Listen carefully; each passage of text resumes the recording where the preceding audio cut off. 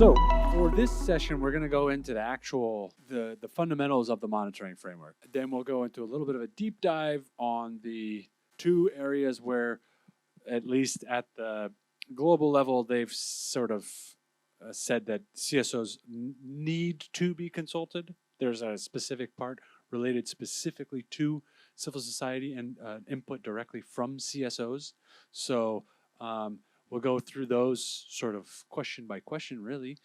And then later we're going to go into the technical guide and the tables, which really unpack the specifics of the monitoring framework and where the data is generated from, how it's generated, etc.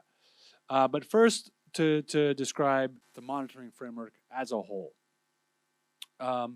So Glenn's mentioned that this is quite a revision from the previous monitoring framework.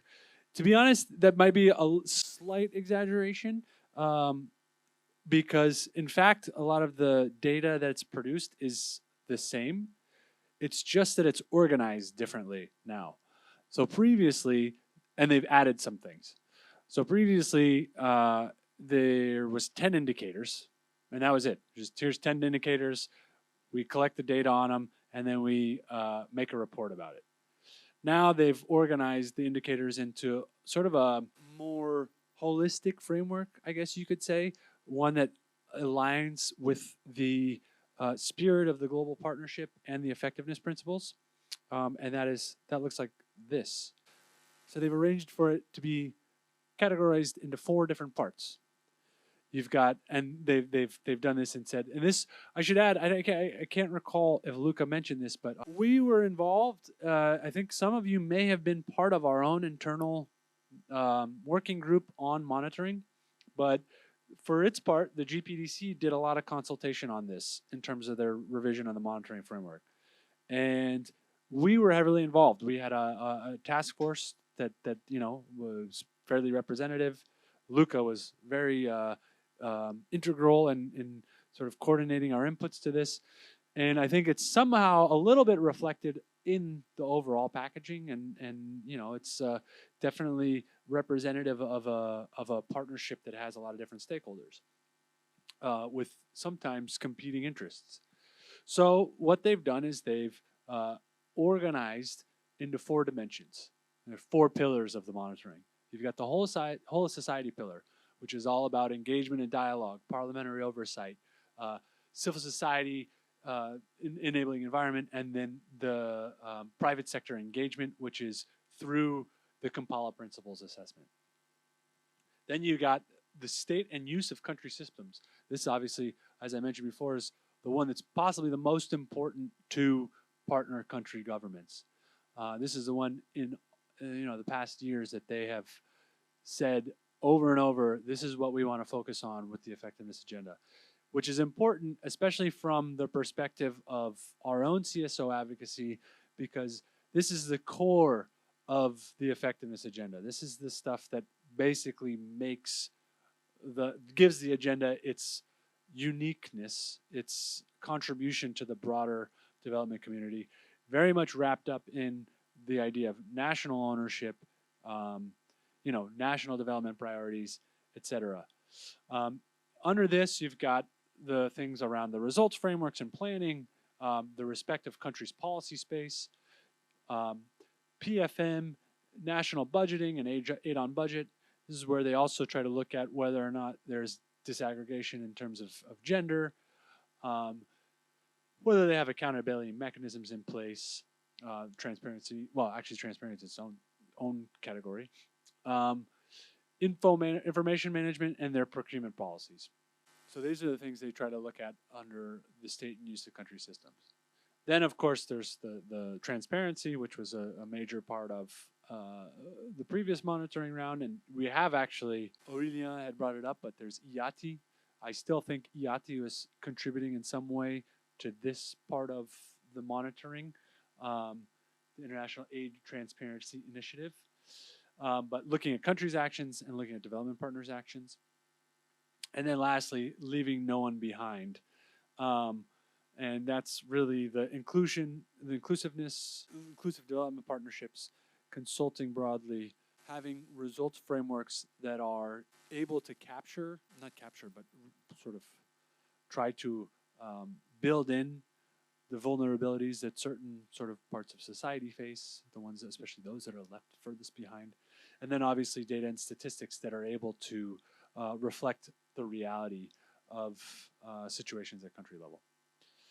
So that's what it looks like. Then we have this strange slide, which Glenn and I can't remember why it was there, which says that there's been some additions and some things that are the same. So we'll just skip ahead. So just to break down a little bit about what each of the components are of the different sections of the monitoring framework. This just goes a little bit to this. It's a little bit of a repetition of that slide, but so there's 4 components, as we said.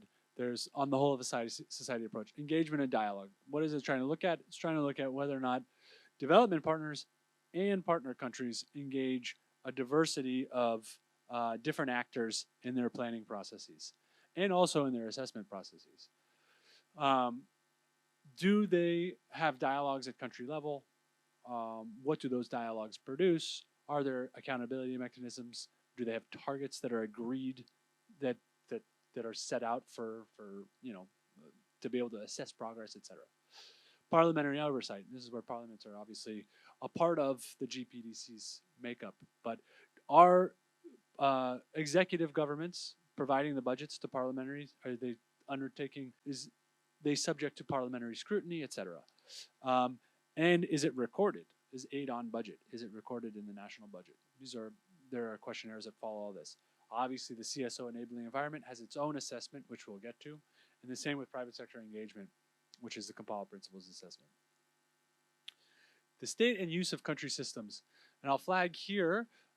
You can see some of these. You saw it on the chart a little bit, but some of these are linked up directly to the SDG monitoring, and they are the data source for some of the SDG monitoring. So the state of and use of country systems looks at several components, in fact. First is planning. Do countries have quality results frameworks? Quality is probably a subjective term here. And development strategies. This links a little bit with the survey that we do on the VNR process. So in terms of trying to link what we think eventually in the most ambitious way that we could organize ourselves is that we'll link up this GPDC monitoring with our VNR monitoring with possibly other national level activities. So so do those exist? Do development partners respect the data and results that countries produce and the use of their own tools and strategies and etc.? Are they trying to intervene at country level through this sort of through the frameworks that countries have set up for themselves? And that is directly the source of data for SDG 17 point target 15 indicator 1. I think that's what that is shorthand for. PFM systems. Countries, do they have public financial management systems that are capable of deploying aid, let's say? And do development partners use those systems when channeling aid? Or are they going around those systems? This could be a tricky one sometimes, I think, because, for example, CSOs receive funding directly from development partners too. So anyway. And then looking at the national budget, a very important one for development partners reporting, which is aid predictable? And can it be budgeted properly? And are development partners actually having their systems in line with the national budgetary processes?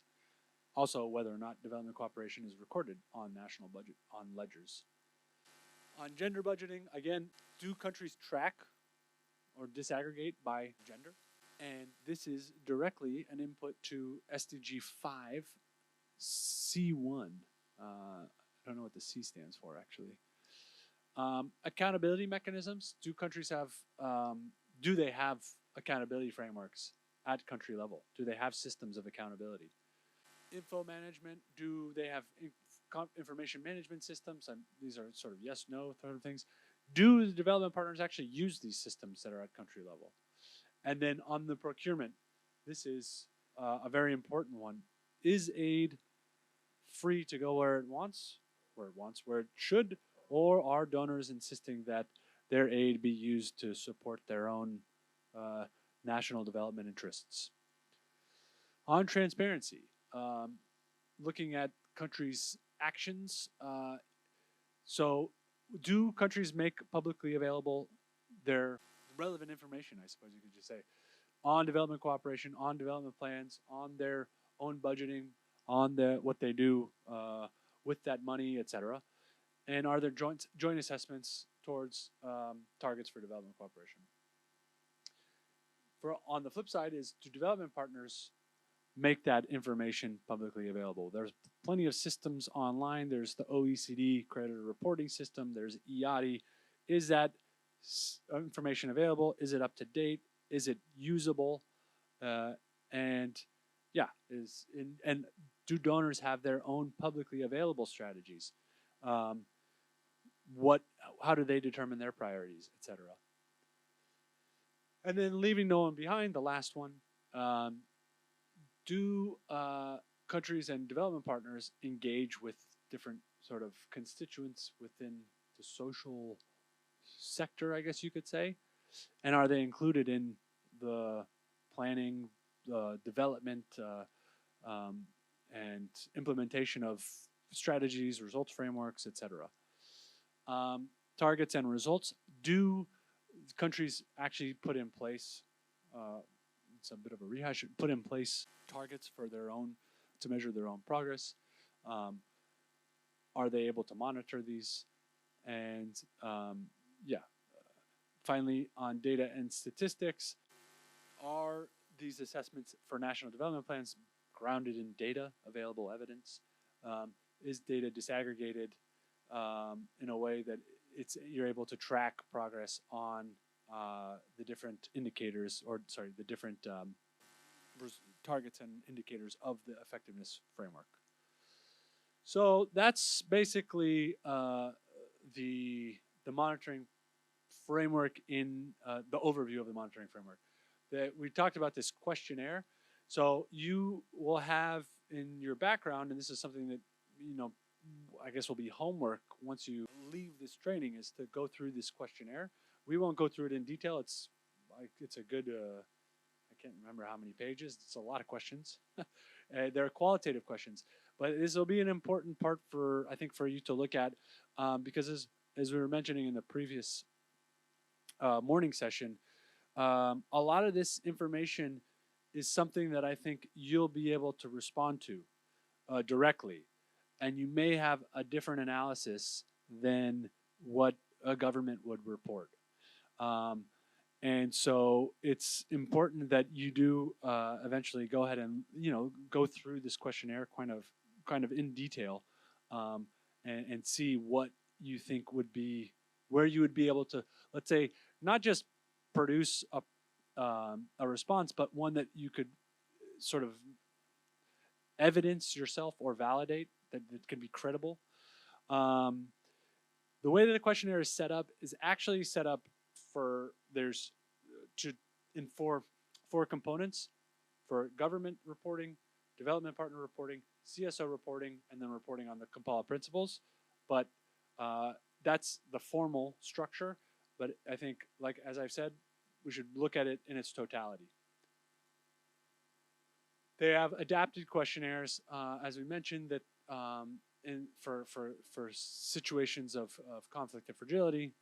Won't go too into detail on that, but there's some adaptations for these situations. That will be specific to those contexts, and through those there's configurations that exist already through the G7 Plus, the International Net. I can't remember what INCAF stands for, but it's OECD DAC network. And then there's this CSPPS, who some of you may be familiar with, housed out of Chordate, actually.